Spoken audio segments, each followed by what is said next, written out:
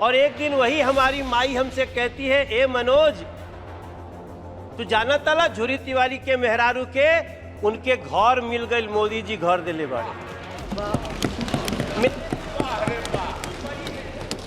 अध्यक्ष जी, हम जानते हैं कि गांव में घरों में टॉयलेट न होने का क्या दंश होता था। हम लोग साइकिल से जाते थे तो सड़क पे खड़ी महिलाएं खड़ी हो जाती थीं। अगर उस दंश को किसी ने दूर किया, वो नरेंद्र मोदी जी, वो सरकार, हम क्यों न गर्व करें इस पे।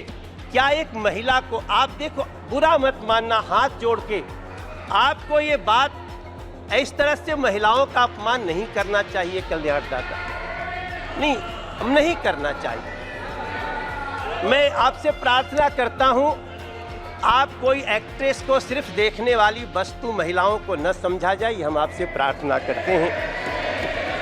हमें गर्व इस बात का होना चाहिए। अध्यक्ष जी, माफी चाहता हूं।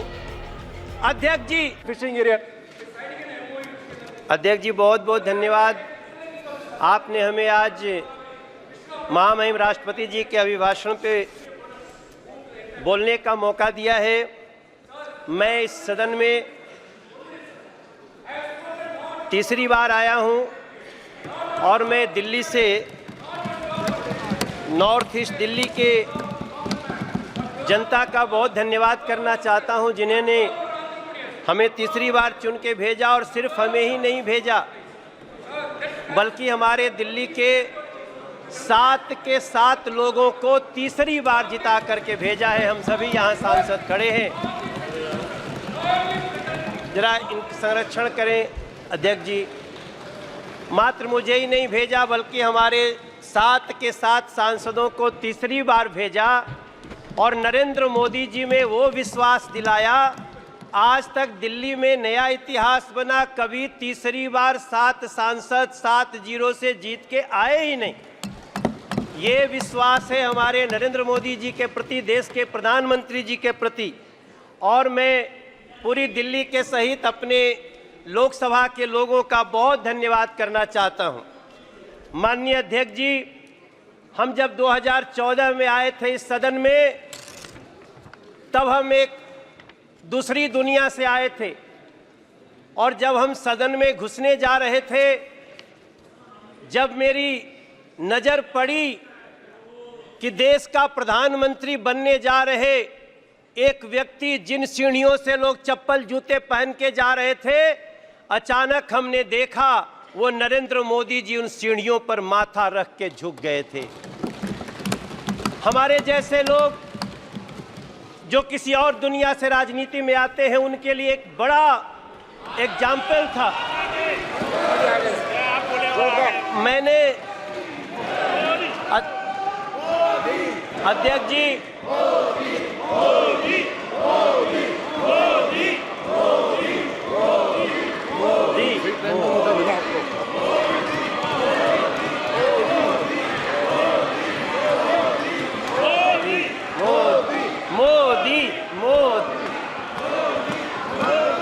भारत माता की।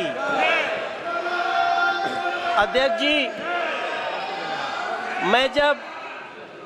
जी, जब मैं पहली बार यहाँ आया था तो हमने देखा देश के होने वाले प्रधानमंत्री उन सीढ़ियों पर माथा रख के आगे बढ़ रहे थे। जब हम दूसरी बार, माननीय अध्यक्ष जी, जब हम दूसरी बार 2019 में जब हम संसद में आए, तो हमने देखा देश के प्रधानमंत्री पद पे आ रहे नरेंद्र मोदी जी ने सबसे पहले संविधान को इसे माथा झुका करके प्रणाम किया। वो दृश्य हमारे लिए, और मैं समझता हूं मेरे सभी साथियों के लिए, हाथ में संविधान लेना भी ठीक है, लेकिन संविधान लहराना और संविधान की पूजा करना दोनों में अंतर है। हमने नरेंद्र मोदी जी को संविधान की पूजा करते हुए देखा है। इसलिए मैं बड़े ही विनम्रता से कहना चाहता हूं, राष्ट्रपति जी के अभिभाषण के बाद मैं जब दिल्ली के ही अपनी कुछ बातें करूंगा, दिल्ली के ही सौभाग्य को देखूंगा। कोई द्वारका एक्सप्रेस पे जाकर के गाड़ी चलाता होगा, तब उसको समझ में आता होगा कि सरकार क्या होती है और कैसे लोगों का काम होता है। NH24 पे जाते होंगे, आज दिल्ली मेरठ तक चली गई है अध्यक्ष जी। आज लोग दिल्ली में मेरठ से काम करने आते हैं और 35 से 40 मिनट में पहुंचते हैं। तब हम सबको गर्व होना चाहिए। हमें गर्व क्यों नहीं होना चाहिए जब हमें पता चलता है कि देश के 4 करोड़ 22 लाख बेघर को पहली बार घर मिल गया।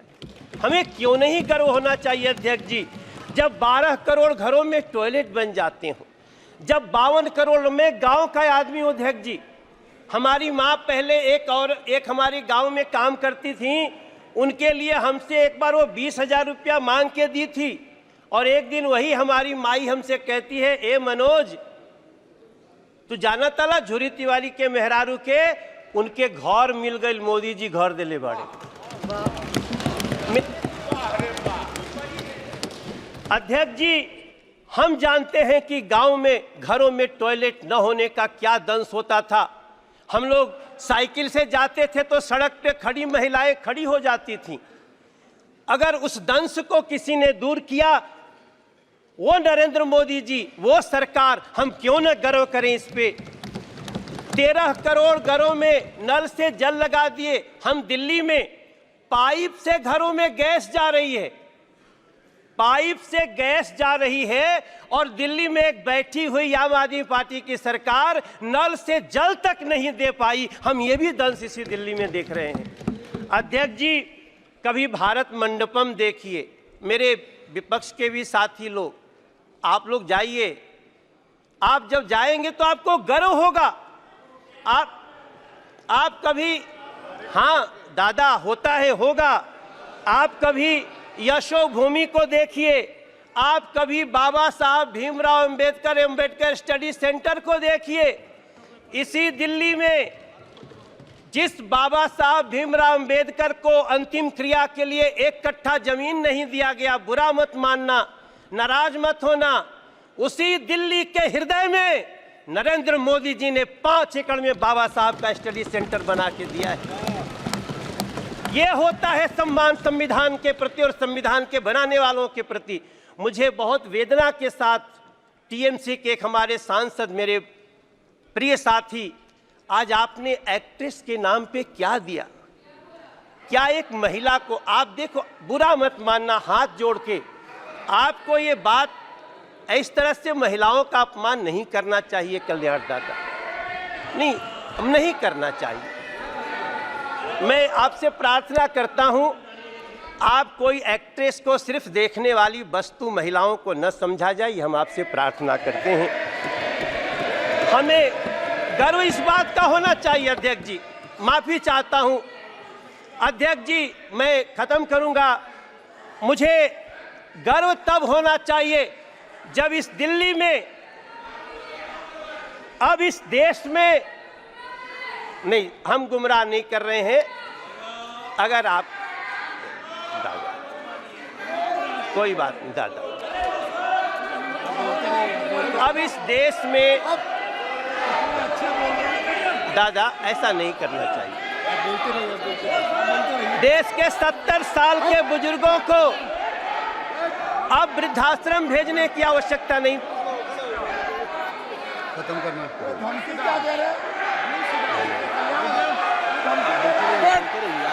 जी अध्यक्ष जी,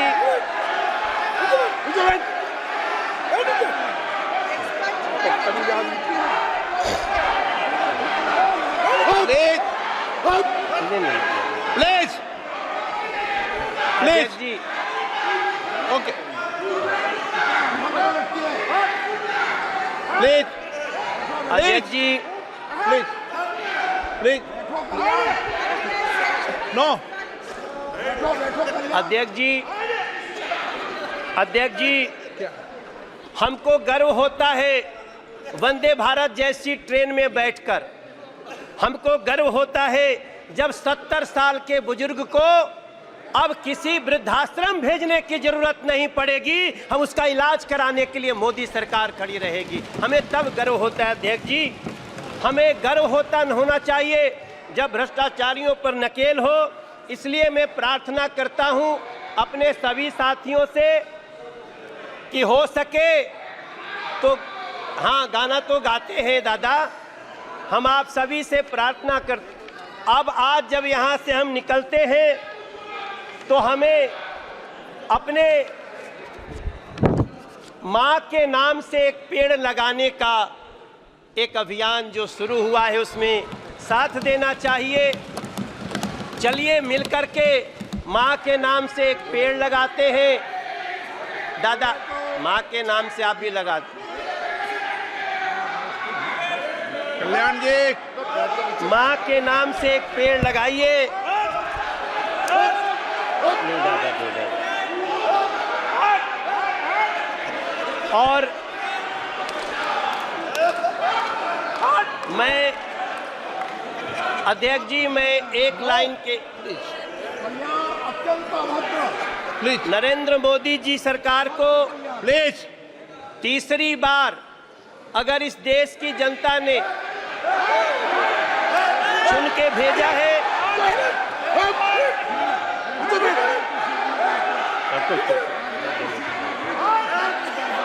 अध्यक्ष जी,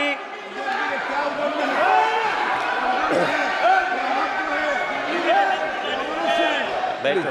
प्रसून जी, अध्यक्ष जी, प्लीज मैं नो। दो पंक्ति के साथ अपनी वाणी को विराम देने जा रहा हूं। नरेंद्र मोदी जी को तीसरी बार देश ने ऐसे ही नहीं चुना है।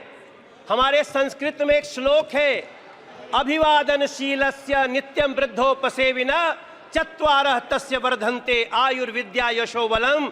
नरेंद्र मोदी जी की भी आयु बढ़े, नरेंद्र मोदी जी के सरकार की भी आयु बढ़े, ये इस देश की जनता चाहती है। आपने हमें बोलने का मौका दिया। मैं राष्ट्रपति जी के अभिभाषण को बहुत ही उत्तम मानता हूं, बहुत समर्थन करता हूं। आपको धन्यवाद देता हूं।